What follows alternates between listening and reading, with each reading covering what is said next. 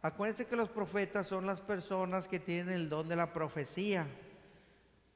El don de la profecía, el cual, por ejemplo, nos pueden dar algún mensaje de Dios, puede ser un mensaje a futuro, que normalmente es a lo que le llamamos profecía, pero inclusive son mensajeros de Dios que a lo mejor nos exhortan o nos dicen, ¿sabes qué? Pues están mal o vas por el mal camino o tienes que enderezar algunas cosas que a Dios no le agradan, etcétera. Entonces, esos son los profetas. Los profetas podemos encontrarlos en la Biblia, en el Antiguo Testamento, los profetas mayores y los profetas menores. Ahorita vamos a hablar de dos profetas menores, que es Joel y Amós. Ahora, ¿por qué le llaman profetas menores? Yo también me preguntaba, bueno, ¿por qué les llaman profetas menores? ¿Qué significa? ¿Que están más grandes los demás o qué sucede? No significa que unos sean más importantes que otros. Son mensajeros de Dios y siervos de Dios que todos son muy importantes, ¿verdad? Sobre todo porque traen un mensaje de nuestro Dios. Pero sin embargo les llaman así por el tamaño de su libro, ¿no? Del libro que viene en la Biblia. Estos profetas normalmente tienen un libro de pocos capítulos o un libro más pequeño que los otros que conocemos como profetas mayores. Los profetas menores son Oseas, Joel, como les decía, Amós, y luego viene Abdías, Jonás, Miqueas, Nahum, Habacuc, Sifonías, Ageo, Zacarías y Malaquías. Esos son los profetas menores. Nosotros vamos a ver el segundo profeta menor y el tercero. Ya pasamos al profeta Oseas, me imagino que ya lo vieron la semana pasada. Y en esta ocasión, bueno, pues vamos a hablar de estos dos. Como les decía, los profetas son personas o siervos de Dios que vienen y nos dan un mensaje.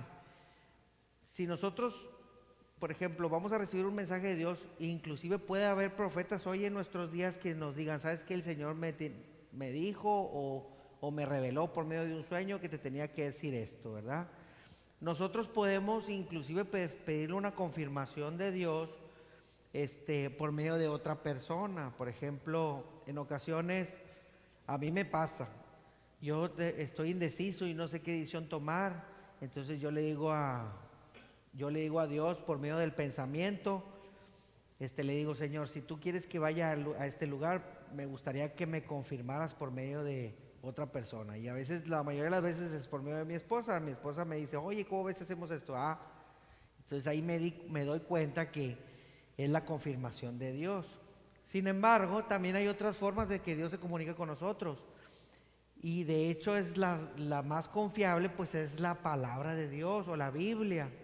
¿Por qué? Porque es ahí donde se registraron todos los mensajes y la forma de vivir y la forma en que Dios quería que nosotros lleváramos nuestro camino y nuestra vida. Entonces, a veces podemos tener una situación y se parece mucho, hay analogía entre lo que nos sucede y lo que les pasó a nuestros hermanos antepasados, ¿verdad? En el Antiguo Testamento hace miles de años.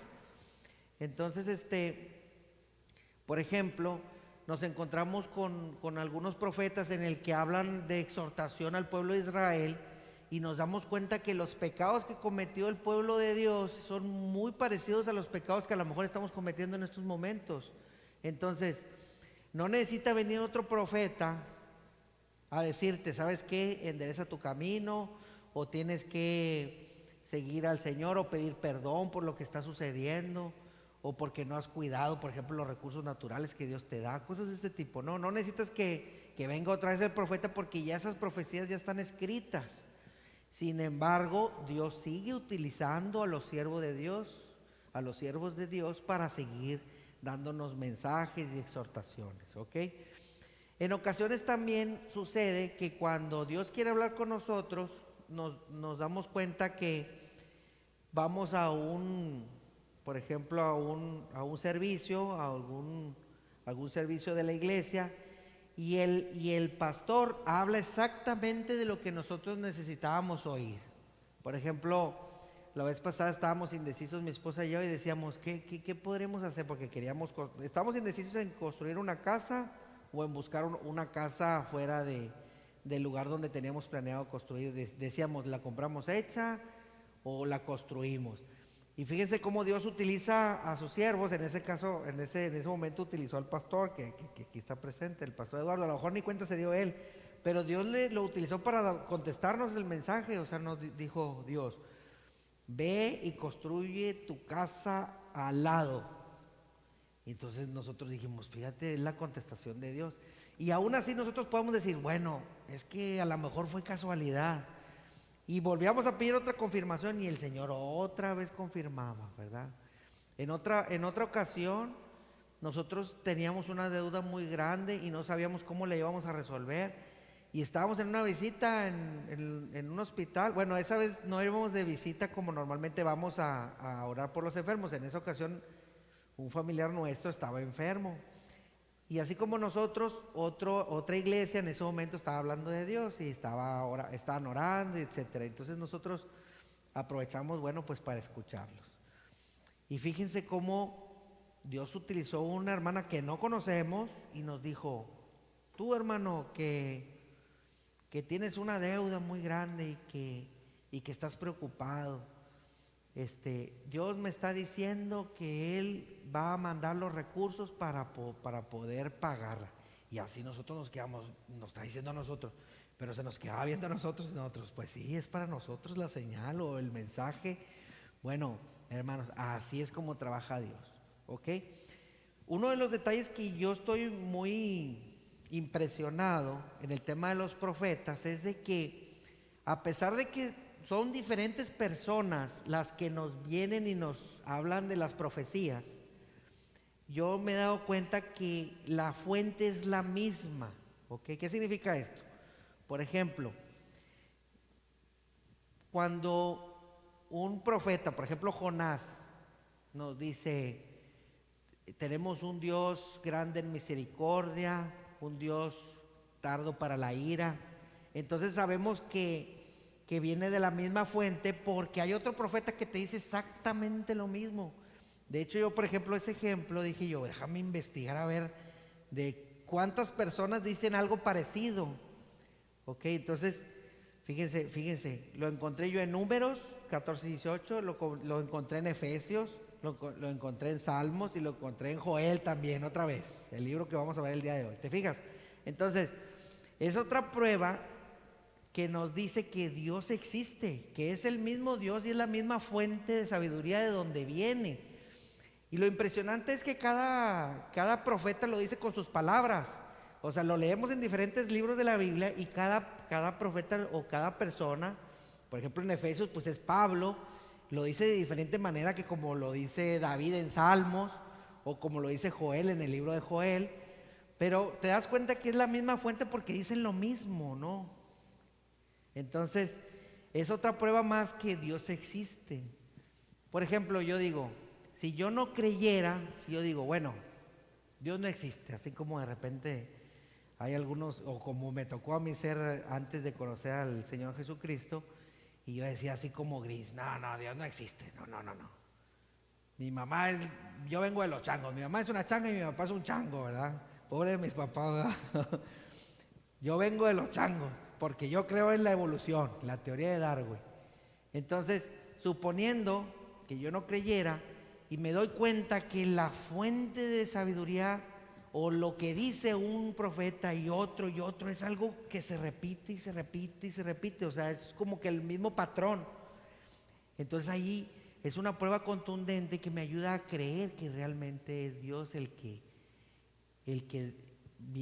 tiene la fuente de la sabiduría y del conocimiento. Entonces, es increíble cómo nos encontramos en la Biblia diferentes pasajes platicados por diferentes personas en diferentes épocas.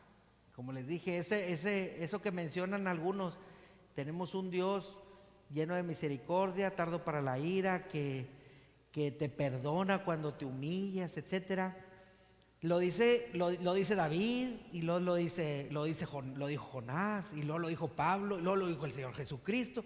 Pero se fijan cómo es la misma información con diferentes palabras que te la dicen diferentes personas en diferentes épocas, ¿verdad?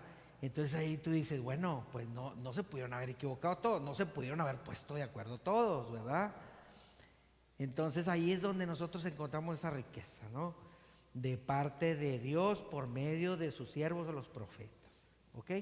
Bueno, y pues bueno, para entrar un poquito en teoría, según lo que estudiamos el día de hoy, el libro de Joel, les voy a platicar un poquito de lo que dice la teoría. Dice, el profeta Joel describió el juicio de Dios en términos de una plaga de langostas.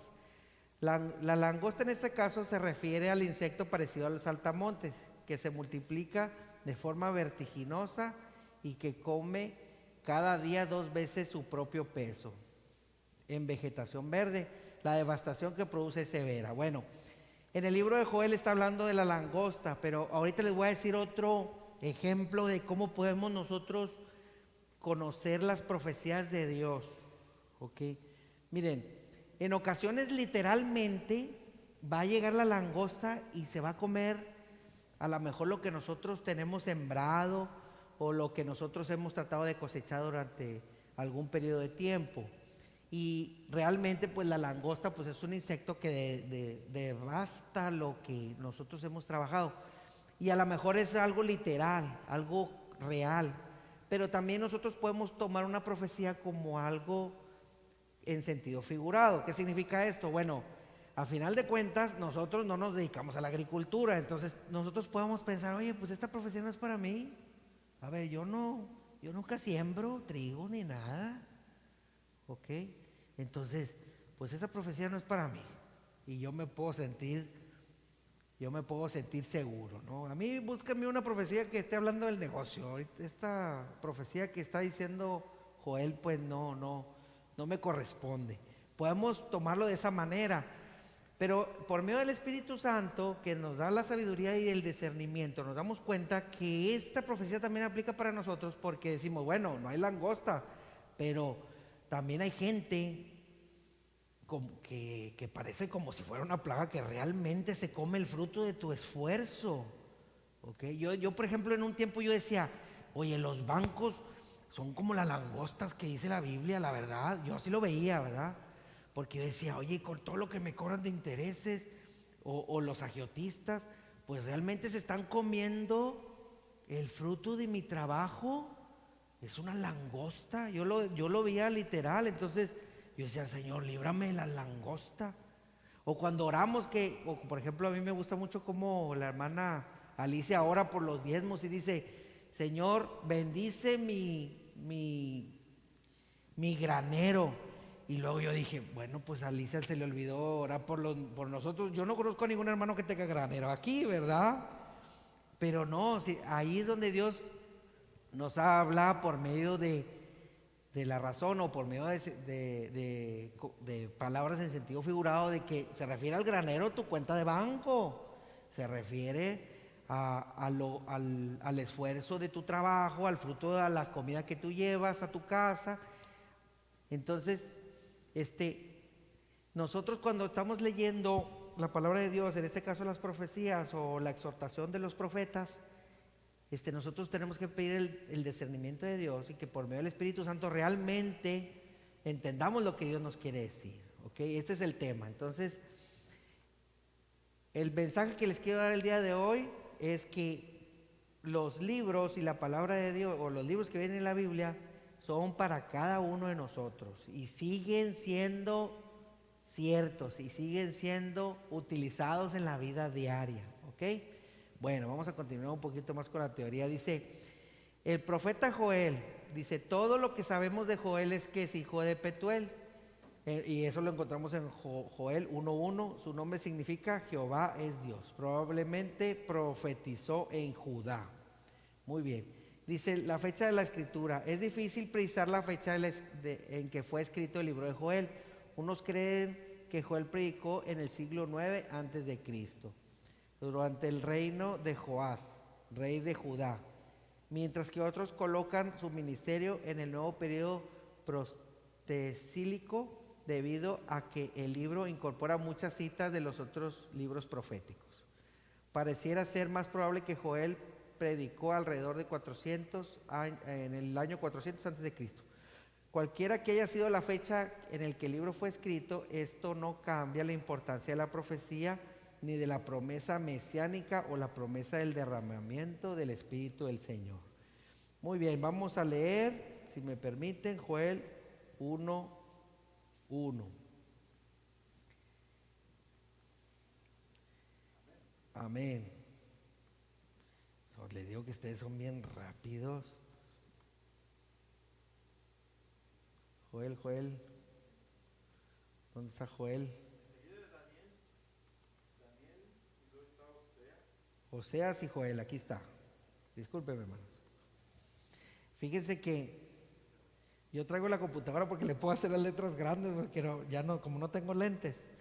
Muy bien, dice Joel 1:1, palabra de Jehová que vino a Joel, hijo de Petuel. Ahí nos damos cuenta que es hijo de Petuel. Dice, oíd esto, ancianos, y escuchad a todos los moradores de la tierra. Ha acontecido esto en vuestros días y en los días de vuestros padres. De esto contaréis a vuestros hijos, y vuestros hijos a sus hijos, y sus hijos a la otra generación. En el 4 dice, lo que quedó de la oruga comió el saltón, y lo que quedó del saltón comió el revoltón, y la langosta comió lo que el revoltón había quedado. Despertad, borrachos, y llorar, gemid todos los que bebéis vino, a causa del mosto, porque os es quitado de vuestra boca. Y luego dice en el 6, porque pueblo fuerte e innumerable subió a mi tierra, sus dientes son dientes de león, y las muelas, muelas de león. Asoló mi vid, descortezó mi higuera, del todo la desnudó, y derribó sus ramas, quedaron blancas. Dice, llora tú como joven vestida de cilicio por el marido de su juventud. ¿Se fijan? Bueno, aquí lo que estamos encontrando, bueno, pues es un profeta que está exhortando a un pueblo. Y en muchas ocasiones pues lo vemos que habla como en sentido figurado. Por ejemplo, dice, asoló mi vid y descortezó mi higuera, del todo la desnudó y la derribó, sus ramas quedaron blancas. Dice, llora tú como joven vestida de cilicio por el marido de su juventud. Por ejemplo, cuando dice, llora tú, ¿a quién le está hablando? Y nosotros fíjense que a veces la misma profecía inclusive pudo haber aplicado en el pasado para el pueblo de Israel, pero a lo mejor puede estar aplicando para nosotros. En ocasiones inclusive en una profecía Dios nos habla y nos dice, por ejemplo, si nosotros a veces tenemos un sueño y vemos el versículo de Dios y pone, por ejemplo, ese mensaje en Joel 1:8, dice, llora tú como joven vestida de cilicio por el marido de su juventud. Ah, caray, ¿qué significará? Y a lo mejor es un mensaje de Dios en donde te está diciendo, cuidado, porque a lo mejor tu esposo se está enfermando, o a lo mejor tu esposo ya se va, ¿verdad? No sabemos. Entonces de repente, así es como Dios nos habla también por medio de profecías. Inclusive hay profecías de los mismos profetas que en su momento fueron profecías, pero ahorita ya no lo son, como las profecías donde mencionan que va a venir un Mesías, donde va a venir el Señor Jesucristo. Bueno, pues a lo mejor ahorita ya no es novedad, pues ya todos sabemos que vino hace 2000 años. Pero en su momento, cuando Dios le dio esa palabra profética, todavía no pasaba, porque es una profecía de hace 3000 años, o 4000 años, o 2500 años, o sea, de antes. En su momento fue profecía, pero ahorita no. Entonces, así es como Dios habla a través de los profetas. Muy bien, vamos a continuar. Dice el mensaje del libro de Joel, dice, en la primera sección, en Joel 1:1 que acabamos de leer, Joel predicó el juicio de Dios que venía en forma de una plaga de langostas. La profecía puede referirse a una plaga literal de insectos, pero también puede ser un símbolo de los ejércitos invasores que atacarían a Israel. ¿Se fijan? O sea, puede estar en un sentido o puede estar en otro sentido, ¿ok? O inclusive pudo haber sido profecías que se repitieron en diferentes circunstancias y de diferentes maneras, ¿verdad? Ok. Bueno, vamos a leer Joel del 1 al 14. ¿Hasta dónde llegamos ahorita? Hasta el 8. Bueno, vamos a continuar hasta el 14. Dice, Despreció de la casa de Jehová la ofrenda y la libación. Los sacerdotes ministros de Jehová están de duelo. El campo está asolado, enlutó la tierra, porque el trigo fue destruido y se secó de mosto, se perdió el aceite. Dice, confundíos labradores, gemid viñedos por el trigo y la cebada, porque se perdió las mies del campo. Dice, la vid está seca y pereció la higuera, el granero también, la palmera y el manzano, todos los árboles del campo se secaron, por lo cual se extinguió el gozo de los hijos de los hombres. ¿Se fijan cómo en estos versículos los profetas están hablando en tiempo pasado, como que ya pasó? Entonces nosotros podemos decir, bueno, ¿es porque ya pasó y nada más está haciendo un recuento de daños? ¿O porque va a pasar y va a pasar, pero sin embargo lo cuenta en tiempo pasado? Entonces, ¿es profecía o no es profecía? También nos podemos preguntar. Ok, bueno, uno de los motivos por el cual a veces los profetas hablan en tiempo pasado o en tiempo presente es porque están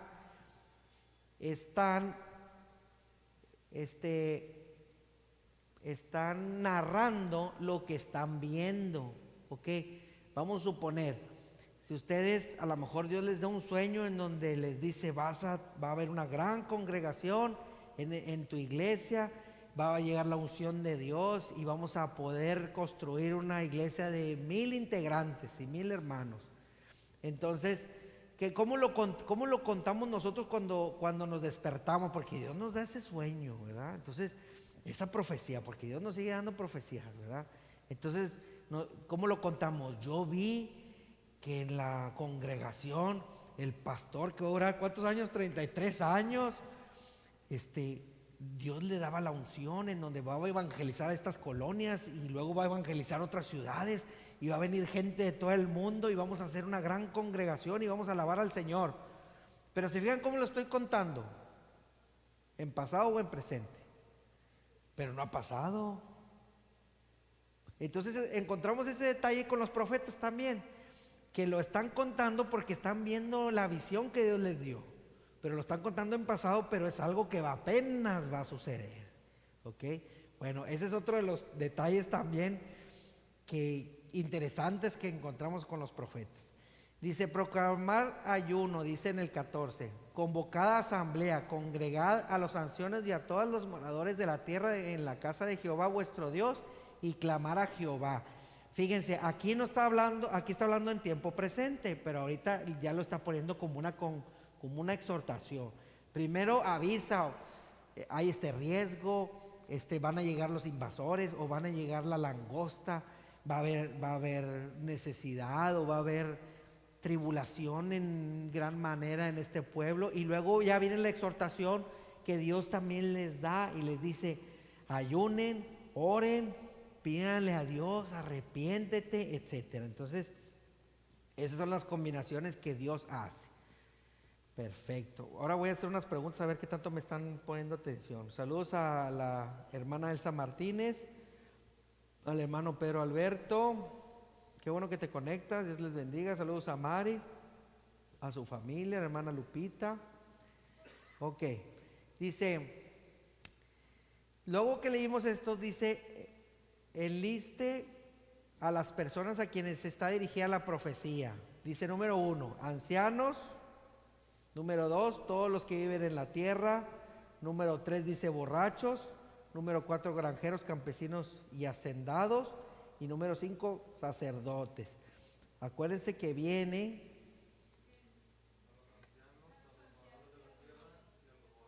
eso. A ver los de las redes sociales, no les voy a decir lo que dijeron aquí, ¿verdad? Porque no es trampa. Miren, aquí aquí en el chat voy a poner las respuestas. La 1, la 2, la 3, la 4 y la 5. Fíjense, número 1, ancianos. Número 2, todos los que viven en la tierra. Número 3, a los borrachos. Número 4, granjeros, campesinos y hacendados. Y número 5, sacerdote.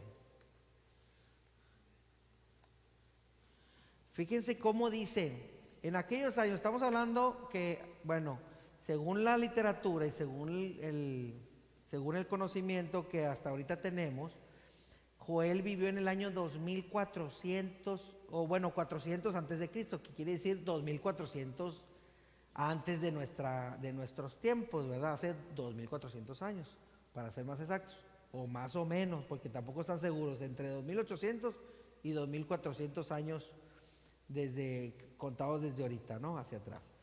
Entonces, ¿cómo es posible que diga todos los que viven en la tierra, si en aquel entonces todavía no se descubría América? O en aquel entonces, bueno, América existía, y existía a lo mejor África, y existía Asia, obviamente existían los mismos continentes, todos sabemos, pero no conocían a todos los moradores de la tierra, no los conocían, y cómo Dios les profetizaba algo, el cual iba a ser afectado toda la tierra, porque aquí dicen todos los que vivían en la tierra. A lo mejor en aquellos años estaban apenas yo creo que es la época más o menos de los mayas, y a lo mejor estas mismas profecías también les afectaban a ellos. Pero digo, estamos hablando que estos profetas no los conocían, ni conocían a toda la humanidad, como ahorita, digo, obviamente no nos conocemos todos, pero sabemos y tenemos el conocimiento de que existen, ¿verdad? Y cómo Dios a veces ya profetizaba o ya daba mensajes que eran para todo, para toda la tierra, para toda la humanidad. Que qué interesante, ¿verdad? Muy bien, a ver quién contestó. Muy bien. Dice la número 2, la hermana Elsa. Exactamente. La número 2 dice todos los que vivían en la tierra. También dice, hermana, los ancianos y los borrachos. Los granjeros y campesinos o hacendados, no lo mencionan, pero también se refería a ellos, ¿verdad que sí? Porque dice todos los que vivían en la tierra. ¿Cómo, perdón? Labradores, entonces era todos. ¿Sí? Dijo que a todos, como el chiste. Muy bien. Ok, entonces ahora nos vamos a Joel 2:12 al 17. Si me quieren acompañar, hermanos, por favor. 2:12, Joel 2:12 al 17. Acuérdense que nosotros traemos nada más el extracto de lo que sentimos que es lo más importante, o lo que el autor de la literatura que estamos leyendo considera más importante, pero todas las profecías son muy importantes. Y también acuérdense que tenemos que pedir el discernimiento a Dios, que para que por medio del Espíritu Santo nosotros podamos entender. Muchas de las cosas que leemos a veces parecen confusas, pero si nosotros oramos antes de leerlas, yo les aseguro que Dios les da el entendimiento y el discernimiento. Dice la misericordia de Jehová. Dice, pues, por eso pues ahora, dice Jehová, convertíos a mí con todo vuestro corazón, con ayuno y lloro y lamento. Rasgad vuestro corazón y no vuestros vestidos, y convertíos a Jehová vuestro Dios, porque misericordio es y clemente, tardo para la ira y grande en misericordia, y que se duele del castigo. Fíjense cómo lo que ahorita le estaba diciendo, aquí el profeta Joel vuelve a repetir la naturaleza y la forma de ser de nuestro Dios, de Jehová, y cómo se repite ese patrón en los diferentes personajes. Aquí la otra cosa que me llamó mucho la atención es que dice que se duele del castigo. Yo me acuerdo mucho de mi papá, mucho de él, porque él decía siempre, quiero que sepas que a mí me duele más que a ti cuando te castigo. Él decía, y mi mamá también lo decía. Yo le dije, pues ya no te castigues tanto tú, ¿verdad? Pues ya no hagas que te duela. Yo pensaba como niño, ¿verdad? Sin embargo, aquí encontramos una naturaleza muy parecida a la del hombre, de la que tiene Dios. O sea, Dios tiene esa misma naturaleza que tenemos nosotros. O sea, Dios siente como padre, como nosotros también lo sentimos como padres. Entonces, a Dios le duele cuando nos castiga, o Dios se duele cuando nosotros vamos por el buen camino. Él siente lo que nosotros sufrimos y siente lo que nos duele. ¿Ok? Dice en el 14, ¿quién sabe si volverá y se arrepentirá y dejará bendición tras de él? Esto es ofrenda de elevación por Jehová vuestro Dios. Ok, entonces siempre por eso también pregunta, ¿quién sabe si volverá y se arrepentirá y dejará bendiciones tras de él? Esto es ofrenda y elevación para Jehová vuestro Dios. Ok, bueno, esa es la pregunta que Dios se hace cuando batalla con nosotros. Ya se irá a arrepentir mi hijo, ya irá a regresar por el camino, ya irá a venir a la iglesia, ya se dará cuenta de sus errores, ya pedirá perdón por lo que hizo. O sea, él se pregunta constantemente, como nos preguntamos nosotros, bueno, ¿hasta qué horas va a entender este muchacho o esta muchacha, verdad? Como padres nos pasa. Ok, dice, ¿dónde me queda? Aquí. Tocad trompeta en Sión, proclamar ayuno y convocada asamblea. Reunir al pueblo, santificar la reunión, juntar a los ancianos, congregar a los niños y a los que maman. Salga de su cámara el novio y de su tálamo la novia. Entre la entrada y el altar lloren los sacerdotes, ministros de Jehová, y digan: perdona, oh Jehová, a tu pueblo, y no entregues al oprobio tu heredad, para que las naciones se enseñoreen de ella, porque han de decir entre los pueblos: ¿dónde está su Dios? ¿Se fijan? Bueno, otra de las cosas que yo encontré también y de los patrones de la naturaleza de Dios que les mencionaba hace rato, es que, por ejemplo, en Deuteronomios 28, no sé si se acuerdan, que habla de las bendiciones de la obediencia y las maldiciones de la desobediencia. O sea, nos dice, por ejemplo, si tú te arrepientes y sigues mis consejos y mis estatutos, Dios va a bendecir el granero, va a bendecir el fruto de tu trabajo, el fruto de tus bestias.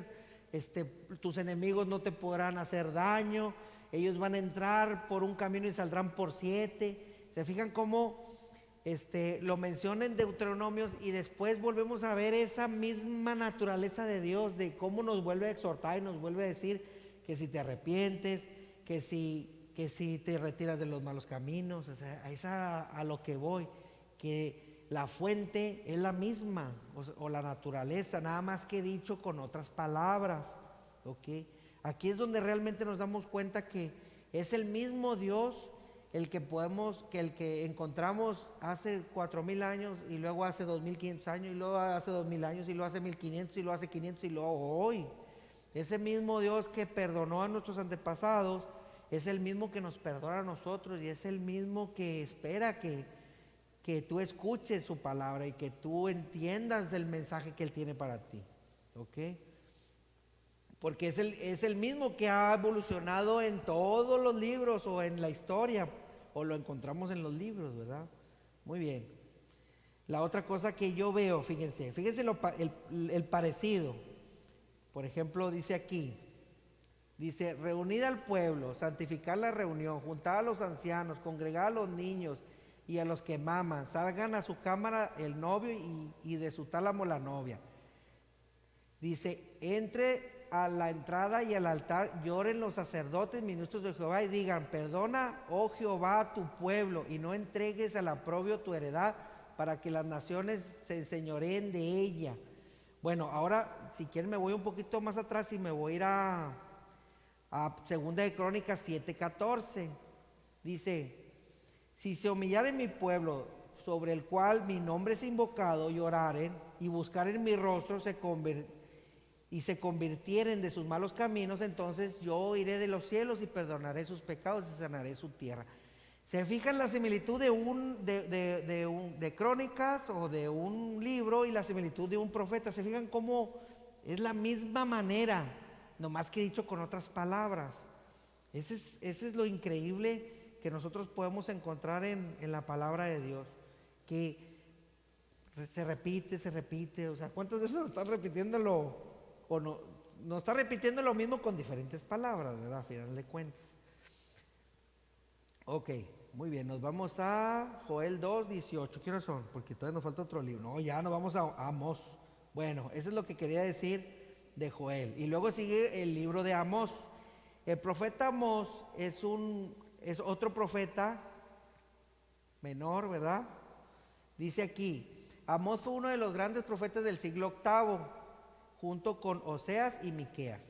Predicó el juicio de Dios en contra de las personas acomodadas que practicaban mucha religión externa, pero sin ningún significado verdadero. El nombre de la religión que hasta oprimían a sus compatriotas. Dice, Amós era originario de Tecoa, una pequeña ciudad ubicada en el sur de Jerusalén. Su nombre significa portador. Amós fue llamado por Dios para predicar en Israel, el reino del norte, en los días de Jeroboam II. Ok, bueno, aquí encontramos otro profeta, hermanos, que así como Joel, bueno, pues también daba un mensaje de parte de Dios a diferentes pueblos. Él fue un poquito más específico. Él dijo, este es para el pueblo de Israel, este es para este pueblo, y así. Por ejemplo, no podemos encontrar en Amós 2 que dice juicios contra las naciones vecinas. Y ahí Dios daba el mensaje a las naciones vecinas. Y luego en Amós 2:6 dice juicio contra Israel. Y ahí hablaba Dios nada más contra Israel. Y luego en Amós 3:8 dice destrucción de Samaria. ¿Ok? Bueno, porque Dios conoce en qué parte somos débiles o en qué parte Él necesita exhortarnos. Entonces, el mensaje que a lo mejor el Señor tiene para mí no es precisamente el mismo que tiene para mi vecino, porque a lo mejor mi vecino tiene otros problemas diferentes a los que yo tengo. A lo mejor mi problema es que yo soy muy chismoso, es un decir, no quiere decir que sea chismoso o trato, ¿verdad? Pero el vecino tiene otros problemas porque a lo mejor es enojón, no le gusta tomar, etcétera, ¿no? Entonces, así Dios trabaja con su pueblo. A ti te dice una cosa y al otro le dice otra cosa. Y se lo digo por lo siguiente, porque muchas de las veces nosotros queremos exhortar al hermano de lo que Dios exhorta con nosotros. O sea, vamos a suponer, el Señor me dice a mí, oye, pues ya no trates mal a tu esposa, no seas agrio con ella, etcétera. Y yo voy con mi amigo y le digo, oye, trata bien a tu esposa. Y espérame, si el mensaje era para mí, no para el amigo, ¿no? La mayoría de las veces Dios nos habla a nosotros. O se los voy a poner como otro ejemplo, miren. Yo, por ejemplo, me he dado cuenta que el Señor a veces ponía en mi corazón, pinta las paredes de la iglesia. O sea, a mí era el que se me ocurría, ¿verdad? Entonces yo de repente, y obviamente, pues yo como tengo mucha iniciativa, iba con el pastor y le decía, pastor, deberían de pintar las paredes de la iglesia. Pero ¿a quién le dijo Dios? ¿A quién le dijo? A mí. Me dijo a mí, no le dijo a él. A él le dijo otra cosa. A lo mejor a él le dijo que le pusiera las lucecitas o que pusiera los arreglos de Navidad, etcétera. Pero a mí me dijo que pintara. ¿Ok? Entonces, hermanos, así como en el caso del libro de Amós fue muy específico con cada persona, así contigo es específico. A ti te está diciendo que tienes que ser diferente en ciertas circunstancias, o Dios te manda a hacer algo, que le hables al vecino, etcétera, pero no es para que le pongas a chambear a tu hijo, a tu hermano, a tu papá, a tu esposa, no, es para ti. El mensaje es para ti. Yo una vez dije, a ver, si te lo mostró a ti es porque Dios te está mandando a ti, no a mí, ¿verdad? Y somos muy dados es que deberían de hacer esto. Decimos mucho esa palabra, ¿no? Es que deberían, por ejemplo, en los trabajos decían, es que deberían de traer dulces para todos los clientes. A ver, si se te ocurrió a ti, pues tú tráetelos. Dios te está diciendo a ti, no le está diciendo a los demás. No te hagas el que tienes muy buenas ideas. Bueno, gracias a Dios te dio ideas a ti, pero para que las hagas tú, ¿verdad? Y así Amós fue muy directo, ¿no? Entonces dijo, a los hijos de Samaria, dice la destrucción de Samaria, y era una profecía para Samaria nada más, porque había algo que a Dios no le estaba gustando en ese pueblo, pero no era lo mismo que le sucedía, por ejemplo, a Israel, ¿verdad? Dios, a lo mejor Israel pecaba con otras cosas, ¿no? Diferentes. ¿Ok? Muy bien. Bueno, uno de los detalles, nos vamos a Amós 7:14. Amós. No, es que dije vamos. Nada, no se crea. Vamos con Amós. Vamos para allá, dice. Amós 7:14. Ah, me dijeron a mí, ¿verdad? Sí, ya ven cómo hay buenos ejemplos aquí. ¿Me dijo a mí o les digo a ustedes? Excelente, hermana, muy bien, muchas gracias. Dice Amos 7:14, dice, entonces respondió Amos y dijo a Amasías, no soy profeta ni soy hijo de profeta, sino que soy boyero y recojo higos silvestres. Ok, bueno, pregunta número 1, ¿es profeta o no es profeta? Es profeta. ¿Quiénes son los profetas? A ver, nos regresamos al principio. No, profeta, persona que posee el don de la profecía. Ese es lo que dice el diccionario. Persona que por señales o cálculos hechos previamente conjetura y predice acontecimientos futuros. Muy bien, eso es lo que dice el diccionario. Pero aquí, bíblicamente, un profeta es el que trae el mensaje de Dios, o el que Dios le revela algo para que nosotros sepamos algo que puede ser del futuro, del presente, o algo que no sabemos, ¿verdad? Entonces, ¿Amos es profeta o no es profeta? Amos, ya ven, a ver si estaban poniendo atención. Amos no es profeta, pero Amos sí es profeta, ¿ok? ¿Pero por qué es profeta? Pues porque Dios le dio ya la señal, Dios le dio esa... Le reveló la palabra, exactamente. Bueno, entonces, ¿por qué dice que no es profeta? Bueno, yo creo que básicamente una de las características que nosotros debemos de tener, que en este caso lo tiene Amós, es que es una persona humilde, que no se quiso dar un título por presumir o por decir que él tenía cierta, pues a lo mejor cierta preferencia de Dios, ¿verdad? Entonces él fue humilde para decir el mensaje de Dios, pero no se hizo llamar profeta. El apóstol, así es. No, ellos solitos, ellos solos.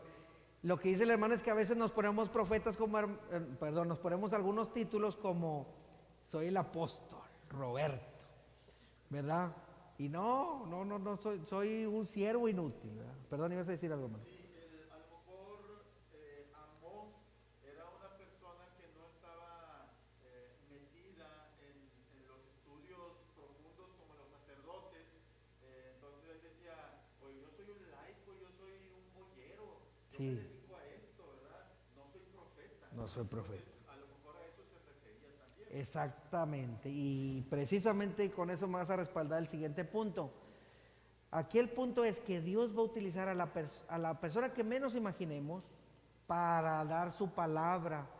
Y Dios puede utilizar a un niño o a un anciano, a una persona que a lo mejor no estaba estudiada, o a una persona que ni siquiera estaba en el camino de Dios para que sea un instrumento de bendición o para darle una profecía. ¿Ok? Entonces, a lo que dice es que él es boyero. Boyero también investiga. Boyero es una persona que cuidaba a los bueyes. Y también hay un pájaro que así se llama. Y dice, yo nomás recojo higos silvestres, yo no tengo nada que ver con esto. Pero a esos también Dios los utiliza.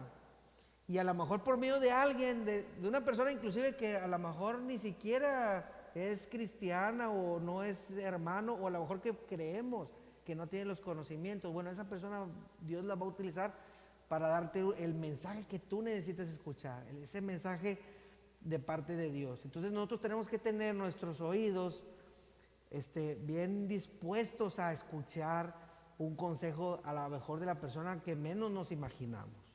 ¿Ok? Dice, dice el número 15, y Jehová me tomó de detrás del ganado y me dijo, ve y profetiza a mi pueblo Israel. Así de increíble es el Señor.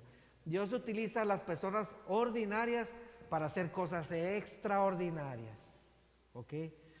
Así que, hermano, Dios puede utilizar tu vida. Dios puede utilizarte a ti para que tú seas la diferencia en tu familia, para que tú seas la diferencia en tu cuadra o en tu trabajo, en los lugares donde Dios te mande.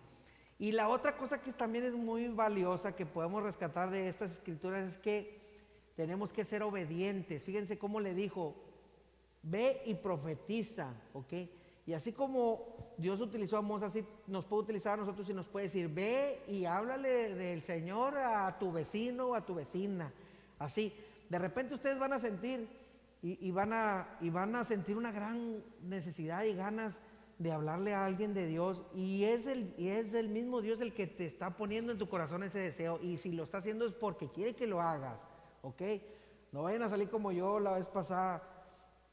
Hay que irle a hablar al vecino, ve tú, como el de la pintura, ¿verdad? No, te está diciendo a ti. A ver, si te lo puso en tu corazón es porque tú eres el que tienes que hacerlo. No esperes que lo haga otra persona. Dios te mandó a ti. Pero ¿qué fue lo que hizo Amós? Miren, si no lo hubiera hecho, nunca hubiéramos conocido de ese profeta. Si él se hubiera quedado a cuidar bueyes o a comer higos silvestres, nunca hubiéramos sabido que existía. Sin embargo, él se levantó de donde estaba, hizo lo que Dios le mandó y es por eso que ahorita estemos hablando de él. Y a lo mejor tú puedes ser la diferencia de una generación. A lo mejor dentro de 300 años van a decirle, hermano, Juan sin miedo vino una vez y abrió una orden en donde, gracias a Dios, prosperó y etcétera. Tú puedes ser la diferencia. Nada más que tenemos que tener ese corazón dispuesto como lo tuvo el profeta en este momento. ¿Ok? Bueno, dice Amós profetizó alrededor del año 750 a.C. en el reino del norte. No se sabe cuánto tiempo duró su ministerio. Lo que pasa es que son profetas que se limitaron a escribir lo que Dios les puso, pero no dieron demasiadas características o no dieron demasiados detalles. La otra situación es que posiblemente ellos no fueron los que escribieron estas profecías. Acuérdense que también era limitado el número de personas que escribían, por eso les llamaban escribas, pero era como una profesión. No es como ahorita que todos de repente podemos escribir. Ahorita yo me puedo levantar y me puedo poner a hacer una novela o puedo escribir una canción si yo quiero, ¿verdad? En aquel entonces los escribas eran un grupo muy selecto de personas que eran los que podían hacerlo. Entonces tenemos que reconocer también que pudo haber pasado de generaciones inclusive hasta que a alguien se le ocurrió escribirlo, o a lo mejor era alguien que estaba con él, un escriba, aprovechó ese mensaje y lo escribió, o posiblemente él pues se tuvo que preparar y lo hizo, no sabemos porque no dan esos detalles, pero no deja de ser importante el mensaje de Dios a pesar de que no es de la persona que a lo mejor nos imaginamos de dónde viene.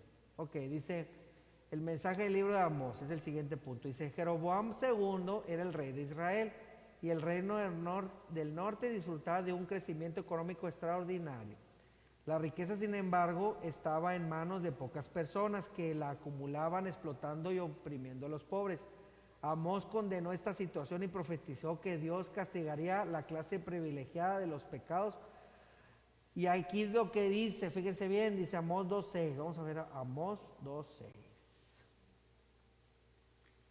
Si me acompañan, hermanos, me dicen amén. Dice, prenderé fuego en Moab y consumirá los palacios de Keriot y morirá Moab con tumulto de estrépito y sonido de trompeta. Amós 2.6. Ah, no, perdón. Le puse 2.2. Disculpe, por eso se me hacía raro lo que estaba diciendo.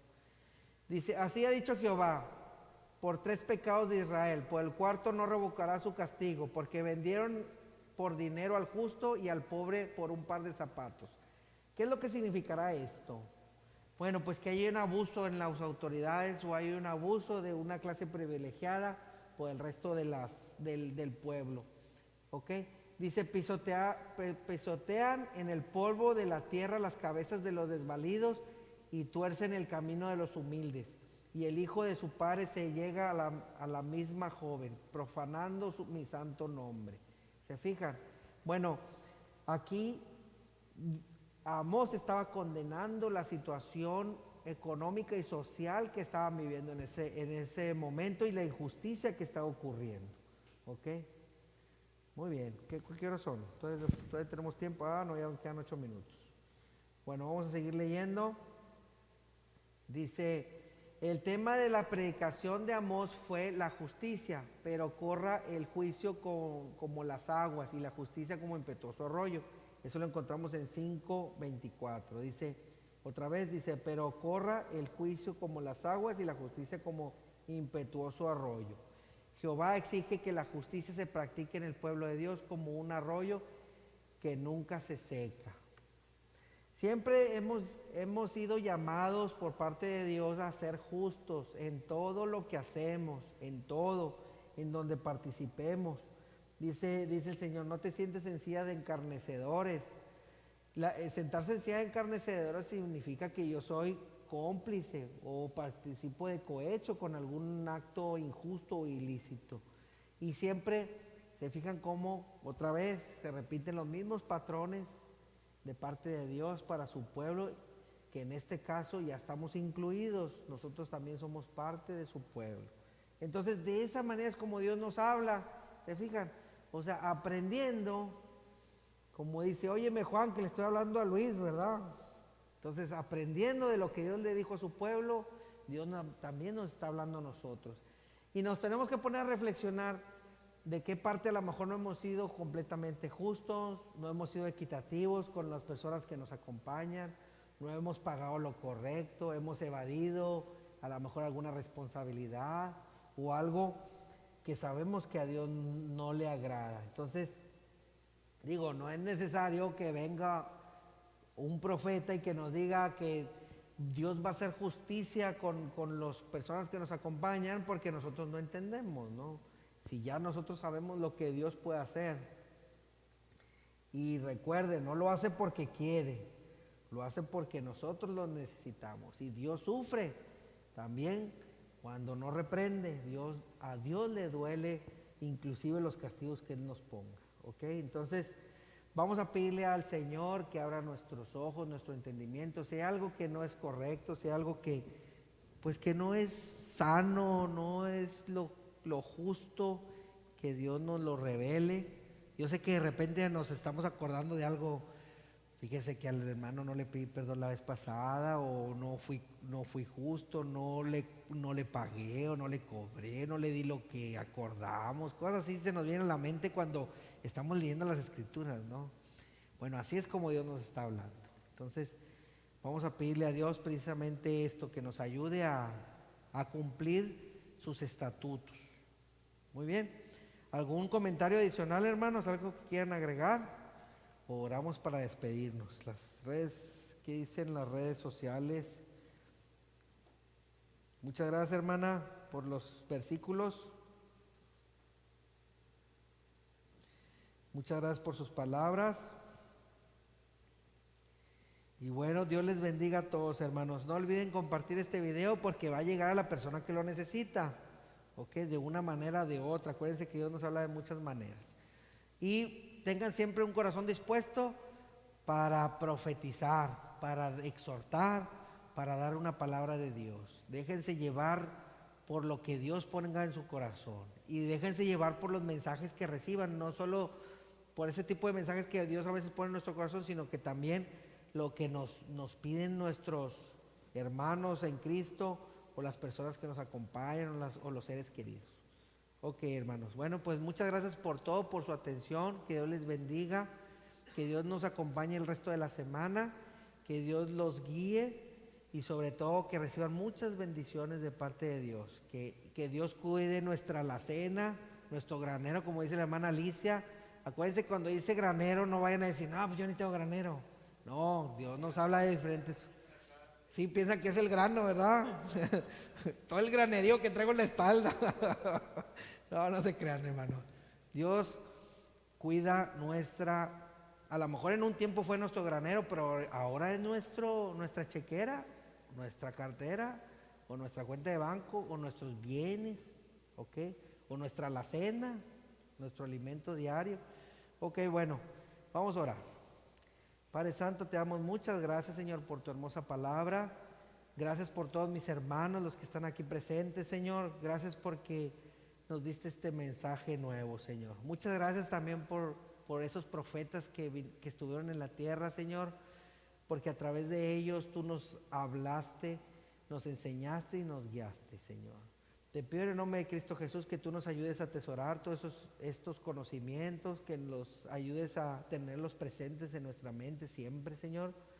Y que también, Señor, nos ayudes a llevarlos a la obra, que seamos hacedores de tu palabra y no solo oidores, Señor. Te pedimos, Señor, porque en cada uno de estos corazones se deposite también la sabiduría para poder proclamar tu nombre, para poder hablar de ti, y que nos pongas en nuestro camino esos corazones dispuestos a escuchar, Señor. Recordamos que somos tus siervos, Señor, y que estamos a tus pies, Señor, para poderte servir y para poder hacer conforme a tu voluntad y al ministerio que tú tengas para cada uno de nosotros, Señor. Nos ponemos en tus manos este día y el resto de la semana, en el nombre poderoso de Cristo Jesús. Amén.